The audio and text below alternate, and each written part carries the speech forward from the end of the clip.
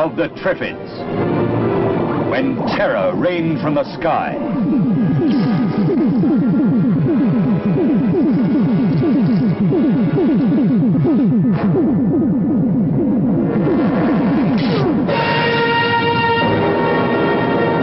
The day of the Triffids, when the Earth orbits into a nightmare. When the solid world of everyday reality disintegrates. And the whole population is driven by fear towards insanity. The day of the Triffids, when destruction closes in from every side. Pilot, is he blind too?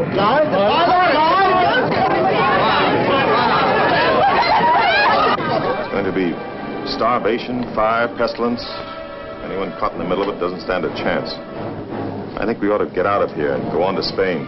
How can you know it's any better there? I don't. Doesn't seem to have any central nervous system. Then how does it move? All plants move. And they don't usually pull themselves out of the ground and chase you.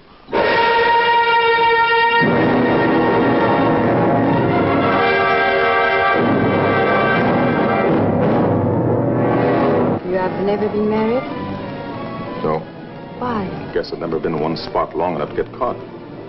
And now you are saddled with a family.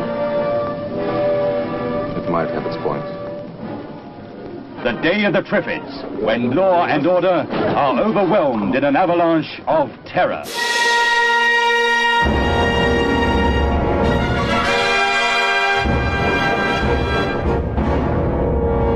Hi everyone and welcome once again to Geekfest Rants. My name is Carlos Perona and joining me today I have the Mikes. Say hello, Mikes. Hi, Mikes. Hi, Mike. We have Mike Sutton and Mike Conway here, joining us once again in one of our continuing episodes, I guess you can call it, of classic sci-fi films. Last time we did Thing from Another World, and this time around, Mike, what are we doing? The Day of the Triffids. Insert music here. Dun, dun, dun, dun, dun, dun, dun. Well, this is a movie that not only do you have the original, which is the one we watched tonight, but it's been remade a number of times as television films. But to really appreciate the film, you have to go back to the original. So why don't you give us a little background on this film, Mike, as far as where it was shot, what year it came from, you know, what are we dealing with here? Well, the movie came out in 1963, based on the book The Revolt of the Triffids by John Wyndham, which unfortunately I do own. I've never read it yet, but it is based on that book. And that's from like 10 years before that, before the movie, right? Or more than that. Yeah, this movie was 63. The book came out in 50s. something. So it's early 50s. So okay. It's been out for a while. It's a UK production, made over in England. Many of the stars, basically all the stars, are all from England and from more of Europe. I think the only American star would be Howard Keel, one of the main stars of the movie. But again, it's one of the classic sci-fi type movies. It's one of the few about killer plants, which it's a little different. It's not space monsters per se. It's not reptiles. It's a plant, killer plants. Right, and the movie it almost has like a double whammy in terms of what's the threat here? What are we dealing with? Not only are we dealing with these killer plants, but at the same time we're dealing with this, what nowadays could be considered like end-of-the-world-ish type of scenarios. Currently you have a lot of zombie themes going on, but in this movie it's something that results in the majority of the world getting blinded. So not only is everybody blind, and in the process getting hurt, planes are crashing, things are crashing, buildings are burning, but then you have these plants coming to more or less eat people. Now, keep in mind, this is 1963. It's not very gory because it's older. You don't see a lot of it, but it does have a combination of what you might consider to be modern horror and classic horror, because the movie's pace is a very classic horror pace in terms of how things move and how scene by scene you go through it. But yeah, you're introducing this weird vibe of these creatures that are slowly lurking, and they don't catch you running, but they all of a sudden they can kind of like crowd around you and get you. So it kind of continues through the whole movie. Yeah, and I do admit that when I used to watch this movie as a kid, when I was 8 years old, 9, it scared the bejesus out of me. Because it's just the idea, like you said, they come slowly. It's a plant. You never thought about plants. You know, all the movies I used to watch were, you know, invasions of monsters and aliens and giant lizards and Dracula and Frankenstein. This was just a plant that you wouldn't see it because it would blend into the forest, into the trees. So for me, especially the opening scene where the caretaker's in the botanical garden and like he sits there like he hears something but he doesn't know what it is. And if you really look, realize that the plant comes to life, it starts walking. And to me, that was creepy. And especially the other scenes too, when it's in the fog. And if you look, there's shapes and things moving in there, but you don't know what it is. You won't realize it's a plant. But again, it builds up a lot of suspense. Now, it's already established in the beginning of the movie in the form of an opening narration. And then later in the film, it's told by one character to the other that apparently some kind of plant life form came to Earth, let's say, as a result of a meteor striking the Earth, let's say. And it's already here. And apparently we're living with it. In other words, it's already on Earth. And then this event happens, this meteor shower that seems to trigger something in these plants to kind of make them uproot themselves, get bigger, and come after you. It was dormant until the second meteor shower. And it was a little confusing at first because I was like, wait a minute, did one thing lead to the other, or did everything come as a result of this meteor shower? Right, and they even talk about that, like I said, the narration talks about, there's plants, the Venus flytrap, and there's another planet, Triffids, and I can't remember what the rest of the name they gave to it, but yeah, they know about it, but at that point they're not saying that it was a deadly plant. They're not concerned. It's just, we know it's there, but they're also implying that it's very similar to the Venus flytrap, so they know it eats people. So it's kind of odd. Well, I don't think it ate people. Well, yeah, people, but it's a meat eater. At first, it was dormant for all this time until waited to the second meteor to probably woke them up. But in the beginning, though, it states we know about it, and they're saying it's similar to the Venus flytrap. So they're implying that they already know that it eats meat. Well, it eats Venus flytrap, it eats bugs and flies. It eats meat. It's not just eating fertilizer and water.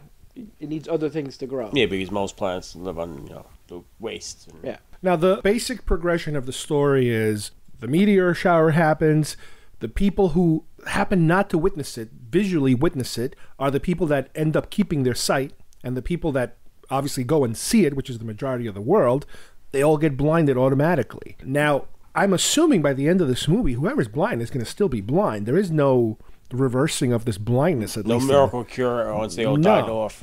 The only thing that they managed to figure out in this film, because the film is told in two stories, in two different points of view. Now, Mike, why don't you tell us a little bit about the two different leads here? Well, you have Bill Mason and Susan. They're thrown together. They start off in England. Bill Mason was the one in the hospital, and he had an eye surgery. He's a Navy man. And he was from the Navy. You're assuming American, because he's not speaking with an American accent, and it just says you'll be aboard your ship, so we're assuming he's American. That he's an American. He's talking about the naval base in Spain he wants to get to, and blah, blah, blah.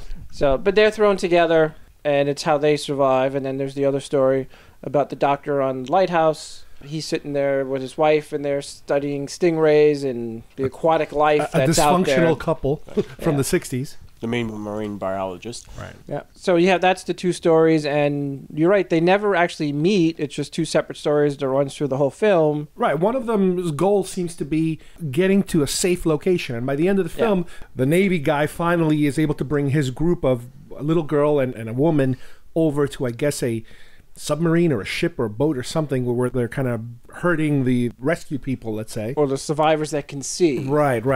And then the scientists are there to actually discover a way to kill it. Right. I mean, that's not their plan. They're there to study fish, I think, or something, but they're caught in there. They're trapped. They have no way out. And they do have a radio, but it kind of works and doesn't work sometimes or something like that. And by the end of the film, they figure out that the trick, because, the other group, they try shooting the plants. They tried chopping them up and electrifying them and burning them. And some of it seems to work. Burning seems to work, but there's just too many of them or whatever. But it ends up that the scientist is the one that discovers salt water is the miracle weed killer. That not only kills them but dissolves them, turns them into mush practically. Now, spoiler alert! If you didn't watch it yet. The thing is, there's possibly a lot of plot holes in this movie that we're going to go a little bit over them. But let's also talk about, and we mentioned that when we were talking earlier, to me, this movie seems to have inspired a lot of future films that came after this one, either not so much like scene by scene, plot by plot, but sequences, certain aspects of this film. To me, I'm like, oh wow, that's just like this other film. Let's talk a little bit about them, and let's talk about the actual ones that you actually could come up with, Mike, in terms of, oh yeah, there are other killer plant movies out there, believe it or not, other than this one. But this is the granddaddy, really, of the killer plant film. Yeah, I think this is one of the more popular killer plants. I was trying to sit down and think, there's not many, when you really think about it, where the plants really are the monsters. There are other movies that they've done through the 60s and the 50s where you may have killer plants in there, but they're not the main creatures. They're not the main antagonists. The first one that comes to mind to me is Little Shop of Horrors. Right. But it's Feed Me, it's a black Seymour. comedy. It's a musical at one point. It's not a serious horror film like this one. Right. And the other one I brought up, which you didn't think of, but The Thing from Another World, they said he's a super carrot. It's still an alien, but he's a plant, but it's really an alien. They treated him more like an alien. What's interesting about this movie is that, forget the blindness aspect, but the plants coming after you aspect, to me, it had such a heavy, heavy vibe of Night of the Living Dead and the whole zombie thing, about this horde of slow-moving things that are coming to basically eat you, and you're running away from them because you're one of a few people that are left as a result of XYZ. It's almost like this has all the blueprints of future Dead films, except it's not about zombies. Well, even in the beginning, when you see the people that are all blind, all the blind survivors, they're walking around like zombies. Yeah. Obviously, you can't see, so they're all walking slow and have their arms out in front of them, and they look like zombies. They're behaving almost right, like they're like, help me, brains, But you're getting this whole, again, it's like an end of the worldish vibe. People are rioting, they're panicking, and as a result, crashes are happening and things are breaking down. Granted, again, this is 1964. They can't show you too much. Nowadays, if they were to remake this movie, and there have been talks recently of having another run at this. I heard this past January they're all going to remake it. That Mike Newell, I think his name is, the one who directed Harry Potter and the Goblet of Fire, he's supposed to be doing it. Wow. Now, Mike, tell us about, because we mentioned earlier, this is the first one, but they have remade a few versions of this.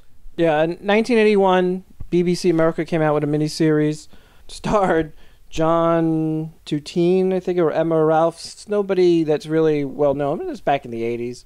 I do own it. I have it at home. I haven't watched it for years. And they also came out in 2009. Was another remake, again, BBC. That's the one I saw, I think. And that starred Dougray Scott, actually, believe it or not, Eddie Izzard. Yeah. Brian Cox was in it, Vanessa Redgrave. And if you really want to sit there, Jason Priestley, I guess after 90210, his fame. But it's a movie, then a book that's been beloved by a lot of people, and they're looking to remake it. And like Mike said, hopefully we'll get another up-to-date version. And now I've also heard that, again, I haven't read the book, folks, but I've heard that the other two miniseries are a little closer to the book. Now tell us about, there's a big aspect that you mentioned earlier, kind of like a twist in the story that they never touch upon this original film. Yes, the Triffids, they secreted some kind of an oil or a chemical that became like a secondary source of energy, like gasoline. So the Triffids were all in farms. The governments knew about them. They were growing them, harvesting this fluid. And then when the meteor strikes hit and everybody goes blind, they get out, and that's how they start taking over the world. If I remember correctly, and again, folks, I haven't watched the miniseries, either one of them, in several years. But I understand that's also closer to what the book's about. And the book's also about survival, like you're saying about the zombie apocalypse. This is the plant apocalypse. Right. And how you have to survive when you're blind. Vegetarians beware. Yeah. So it is interesting, and I do have to go back and when I have time and really rewatch the other two and read the book. It's on my to-do list. I bought one of the original prints back from the 50s, 60s over at Chiller Theater a couple of years ago. Never read it, but I have it sitting there, and I think this summer I need to sit down and watch it. Now that we're sitting doing a podcast and talking about it, I really need to sit down and read the book. Well, like I said earlier, actually, I can't really think of too many movies that have copied this movie scene by scene, shot by shot, but I'm going to mention a couple of movies that seems to me, looks like they might have taken inspiration, at least certain scenes, certain aspects of this movie. Even before we do that, real quick, I know we were talking about other movies where the killer plant was the main monster. Yes. I forgot to mention one. 1966, there was Navy versus the Night Monsters. That was about the U.S. Army. They're up in Antarctica. They find these frozen plants. They bring them down to the South Pacific, but on the way down on a plane ride, as they defrost, they kill all the penguins, they break out the plane, and they start multiplying. But they also spit acid or secreted acid, and they only moved and attacked people at nighttime. That's why it was called Navy versus the Night Monsters. That's the only other big movie I can think of that with killer plants in it. And the one that I mentioned was The Ruin. Well, that's a more modern movie. That was a modern movie, 2008. That was about... That's a pretty good movie. I remember seeing it. Yeah, that's a horror flick, and it's people down in Mexico. Like in a temple, like in an Aztec temple or something? Yeah, and somebody accidentally touches the plant, and the villagers would not allow them to leave, and when they go up top, they keep hearing the ringing the cell phone, which they think was one of their friends, and it turns out it was the way for the plants to lure them in so they would get eaten, which was a good horror flick. It was different. It's a modern, good B-movie. Yeah. But I still like Day of the Triffids better than The Ruins. Yeah. And I also happen to like Navy versus the Night Monsters. That could be another one we could do. There's an endless supply of classic... I wouldn't call it a classic, but it's a fun one to sit and watch. Yeah, but Carlos, if you want to go back to other movies that have very similar to... I already did mention Night of the Living Dead. This has all the elements of Night of the Living Dead, except they're transferred to different plot devices. In other words, instead of zombies, here we have plants. Being almost like that Last Man on Earth type of scenario. Again, a couple of survivors, they huddle together. In the process of going from place to place, they lose some of their members, kind of like this that happens here. That's one of the things in this movie is that they seem to, I don't know, it felt almost like it was a little too easy to like, okay, these guys are blind. Next, okay, we're leaving this house, and they're leaving all these people behind. I got the impression at the end of this movie that the couple, they might have left them behind too, the couple that had the baby. Or do you think they made it to the boat? No, I think they were in the car, and they made it to the boat. You like to think that. You want to think that. Yes, and also the comment from the other Mike was, well, maybe if they sacrificed the baby to the Triffids... During the movies, because maybe they sacrificed the baby. The Triffids wasn't out there until the baby was born. It was like, boom, they were there. Yeah, I'm surprised they didn't start with, the baby's crying, the Triffids are coming. What do we do? Yeah, and little Susan... Sound attracts him. Shut up, kid. Now, yeah, and by the way, little Susan, she couldn't open up the door to the car. Oh, God, she that had little problems girl. With the water fountain. She kept getting locked in everywhere.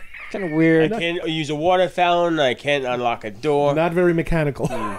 Well, it was also very 60s with the screaming girl. Yeah. And the whole bit. How'd you get the job? She was a really good screamer. And it's funny you mentioned that because, like, last time when we did the thing from Another World, we talked about how Howard Hawks had his female lead not act like a typical female lead of the time, not very screaming, running from the monster type of individual. But here, it's over 10 years later, and it's still in that whole just scream your head off and wait for the guy to come and do something while I'm just going to go huddle in the corner. And you even think about when they met the blind couple. Yeah. They said, oh, we'll get you food. Well, we can help you in the kitchen. And what was she always worried about? Did you bring food for everybody? And it's like, she's the other woman, and all she wanted to do was feed everybody. Stereotypical female, right. It's the stereotype of a woman in the 60s is you do what? She belongs in the kitchen. Right.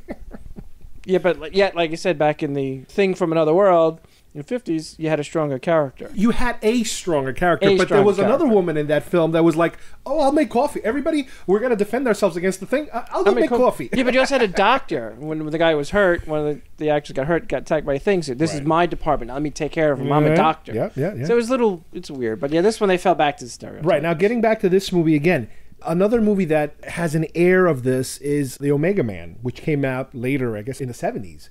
That Last Man on Earth, everything's deserted, everything looks like it's been ran. Now, in this movie, it's a little unusual because from the time the movie starts, in terms of when we see him in the hospital, and he wakes up like an hour or two later, he hasn't been in the hospital for months. He wakes up later. I imagine he's like, 8 o'clock the night before, because he said, we're going to come back 8 o'clock tomorrow morning.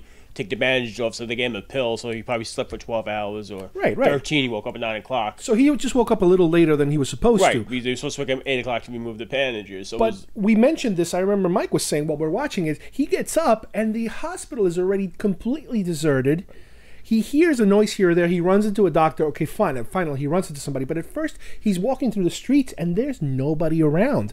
And that stuff reminded me of the whole beginning of 28 Days Later, the Danny Boyle film about the virus outbreak, where the patient wakes up and there's nobody around, and he's walking through these landmarks in England, and you see like Big Ben, and you see certain. And the same thing in The Walking Dead. When he comes out of the hospital. And it's like that movie just took it all from here. Yeah, but at least in Walking Dead, he was in a coma for how many days and weeks? And Rick in 28 Days Later, Rick was out for a long time. Yeah, 28 Days Later, the guy was out for a very long time, but the way they made it look... This looked like it was 12 hours later. But even you could say, okay, the night shift, the hospital went home while looking at the, whatever. But there should have been patients walking around and go, where's everybody? Right. At least the patient should have still been there. That's one of the bizarre things I never understood of this movie. And you do hear a woman scream, but you never see the woman.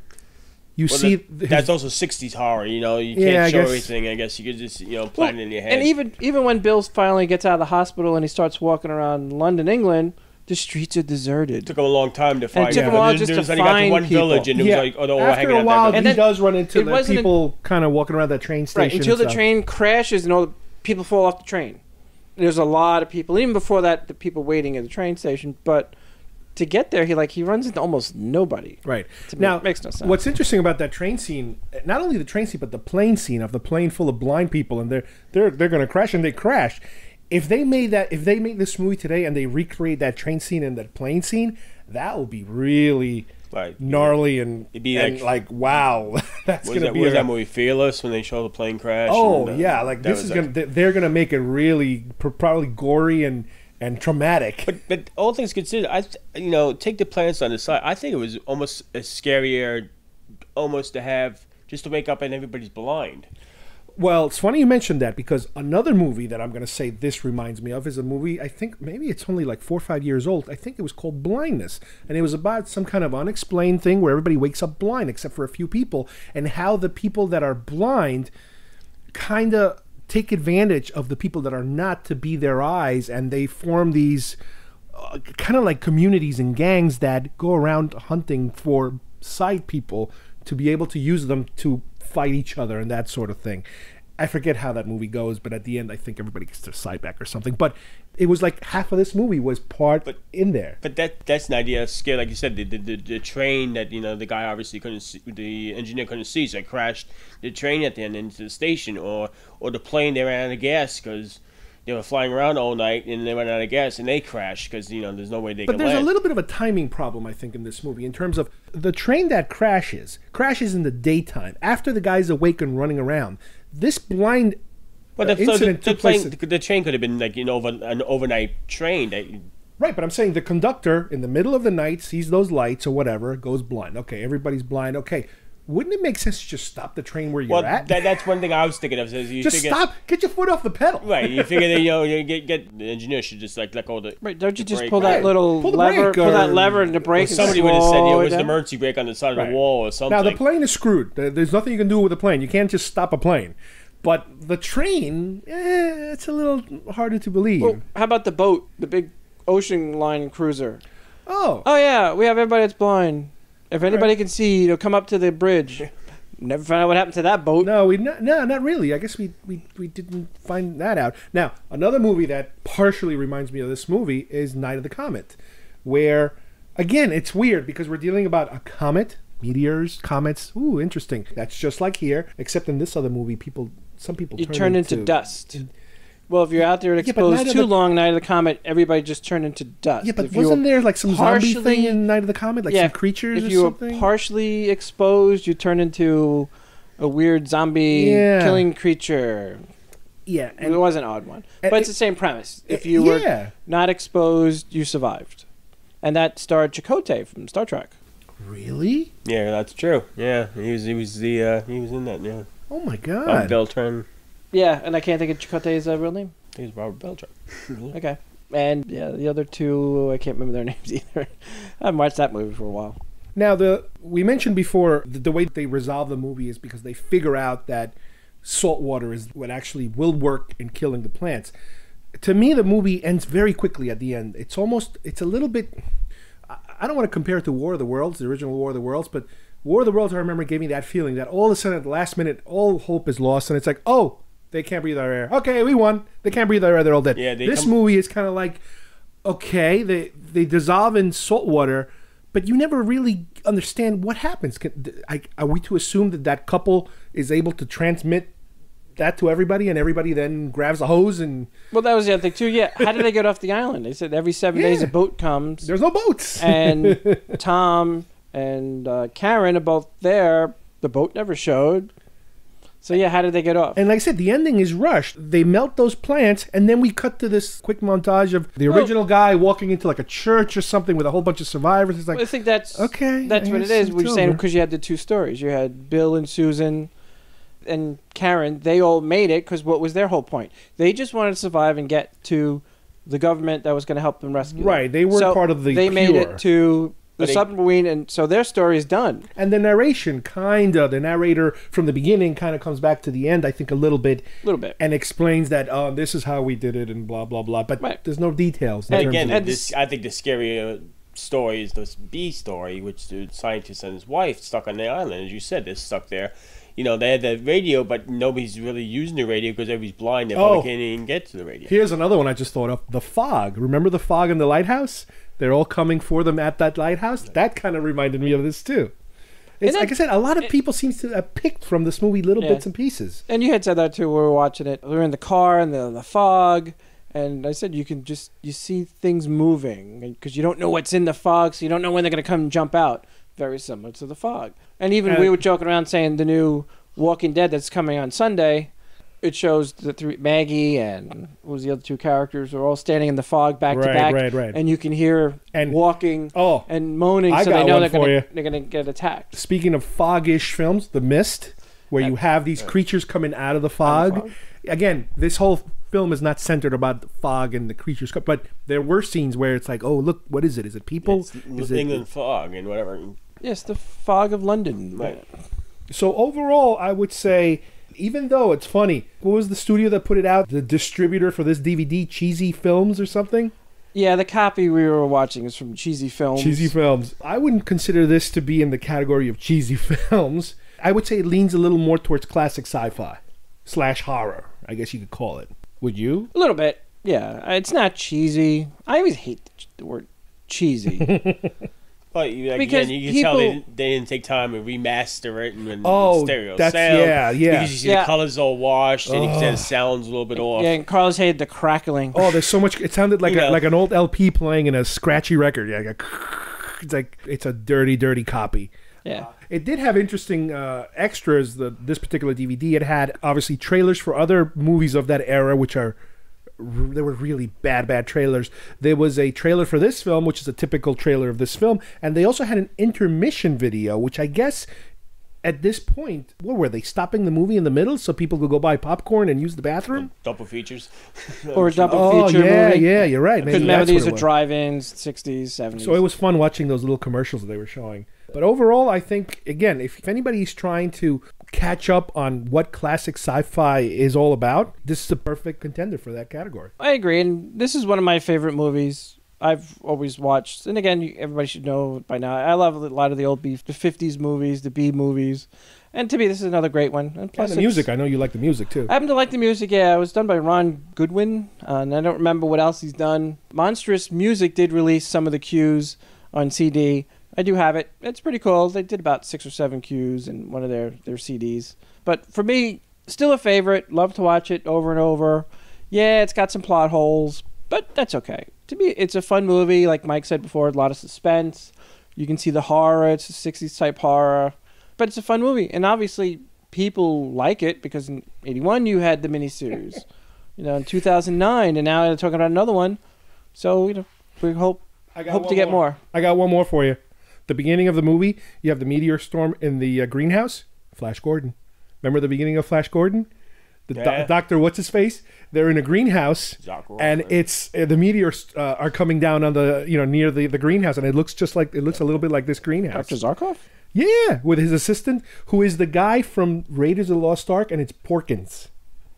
Porkins, really? Porkins is the assistant to Zarkov. Well, I didn't know that. And he gets squashed by a meteor or a ship or something, But I'm like watching the beginning of this. I'm like, wow, this looks like the 1980, I think, Flash Gordon. Like I said, everybody seems to be grabbing a little tiny morsels of this movie and recycling.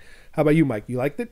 Oh yeah, I always liked this movie. I remember watching this movie like in the old ABC 4:30 movie when it was out there, or Channel 9 used to have it on Saturday afternoon. Yeah, they would show like either there was Kung Fu Theater in the afternoon and like Hammer British horror, sci-fi type of stuff during the day. And this was one of the ones I think they would replay a lot. It's a classic 60s British, suspense horror movie, I guess you call it. One of the things, too, we talked about in the movie, and it was based on the book, but, we did have Howard Keel, who played Bill Mason. A lot of people didn't realize, he was an American actor. He was in Dallas. He co-starred in The Love Boat, Fantasy Island. He did a lot of the TV shows. He did a lot of musicals, too. And musicals and, cowboy movies or not. Or I might be getting Kieran Ward mixed up with him, too, because he's done a lot of movies. A lot of BBC movies. A lot of BBC, yeah.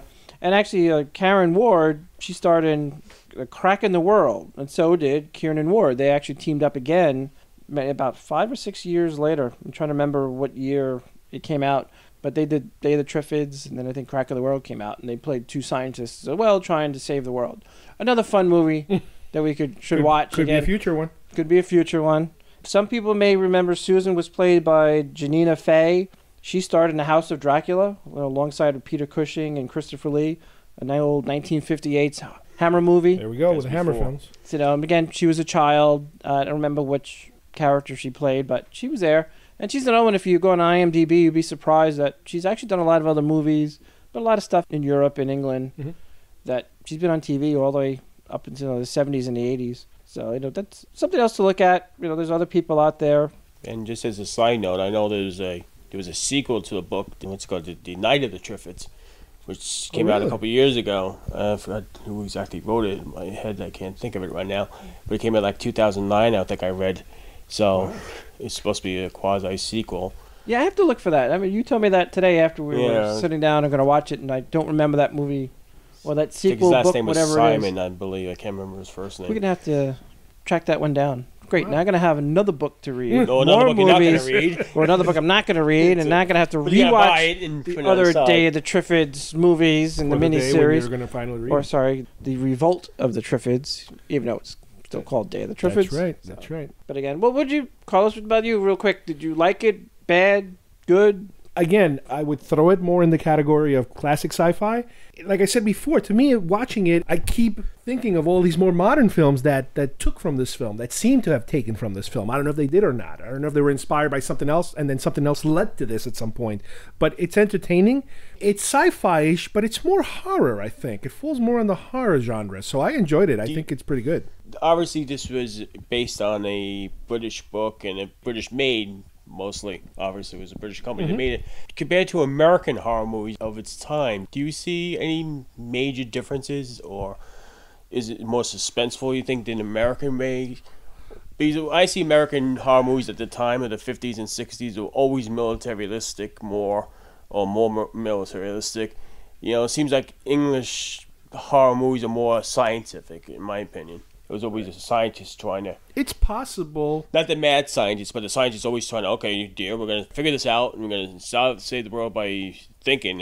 But the American ways is always... Blow it up. Blow it up, exactly. The thing comes to mind. No, what's interesting also is the fact that, like Mike mentioned before, that the original story and the future remakes deal more with the government experimenting on these things. And it's not so clean-cut in terms of, our hands are clean. No.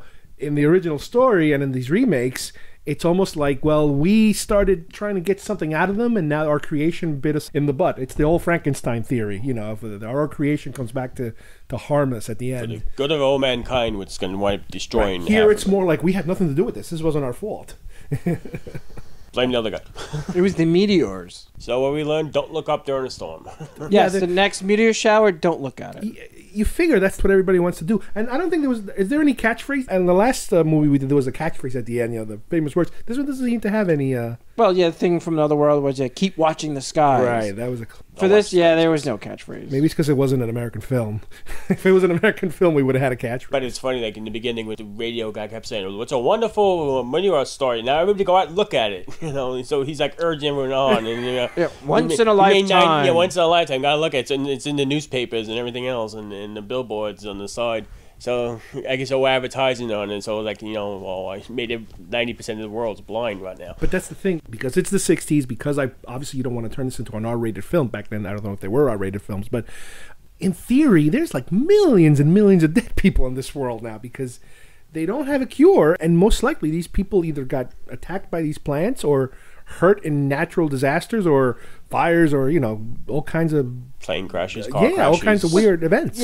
Or starved. Or they even tell you, don't turn on the gas, don't drive the car, don't. And you do remember when Bill was going through a lot of the cities, you see a lot of the cities were on fire and burning, so they're implying that a lot of people are gone. Yeah, and also that the Triffids showed up within 8 hours and started wiping out the whole population. Yeah, so it's pretty quick what's happening there. So, like I said before, if they remake this movie and they turn it into something higher than PG-13, it's going to be a massacre, I think. They're going to turn it into kind of like a World War Z type of scenario, I think, in terms of how graphic they might get with it. And there's another plot hole where then, if you catch on, Bill and Susan started in England. They took the boat and ended up in France. They got a car, then a horse, and they ended up in Spain. Where'd they get all the gasoline? Wow. And how long did it take them to drive from... The logical thing is, there's nobody on the road because nobody could see, so obviously you could go to every gas station around and there's still gas. I guess they're stealing gas from every abandoned car, like, Walking Dead style. They just go they switch cars, from car to car, because there seem to be a lot of abandoned cars everywhere. People I guess they get blind. And, which by the way... How many people are driving at night, Exactly. That's the other thing. Here's the other thing. What happened to Mrs. Coker, the sister? Mr. Croker died because he got killed by the Triffid. Was she abandoned when the crazy got inmates? The crazy drinking. Well, the inmates came in and made him dance on the table. And again, I keep harping on this. 28 days later, remember the crazy army people that take over the mansion and they start messing around with the people that were kind of hiding in there. It has that flavor of, but then they abandon all these. That's the other thing. He saves the little girl and the woman, but I thought there were more people that had sight. Well, that's it, Mrs. Coker. She still had sight. I guess they just left it there. He figured I can't get them because the Triffids are attacking the house and we just need to run. But I guess that's part of the... I don't know if it's part of the acting or the style, but they don't seem to focus too much on the, oh my God, we left all these poor people behind. No, they're pretty like, all right, we're going to move to the next thing because there's nothing we can do about it. We got to go by. You got to be British, stiff upper lip and all that. But they killed the dog. Oh, yeah. Yeah, well, dogs, That was just the odd thing. I always thought, it was like, what happened to Mrs. Coker? She could see. You didn't want to go after her? But no, that's not the love interest. No. Yeah, I guess this woman becomes the love interest. Because now you have the ready-made family and he went and burned her. And instant family in a box. Yeah, family in a box after the add water, add salt water. I was going to say, instant family after the vegetable apocalypse. Vegetable soup. Anyway, I want vegetarians beware. Anyway, I want to thank both Mikes here today for helping us go through Day of the Triffids, and we are going to continue with this particular flavor or brand of shows. Pretty soon we're going to try to hit another one of these sci-fi horror classics. So until next time, we'll see you here at Geekfest Rants. Bye-bye, everybody. All reports confirm that the world is witnessing an unprecedented shower of meteorites. At observatories, astronomers are noting this fantastic phenomenon. In nature's scheme of things, there are certain plants which are carnivorous. The Venus flytrap is one of the best known of these plants. Just how these plants digest their prey has yet to be explained. There is much still to learn about these fascinating eating plants. This is a newcomer, Triffidus celestis, brought to Earth on the meteorites during the Day of the Triffids.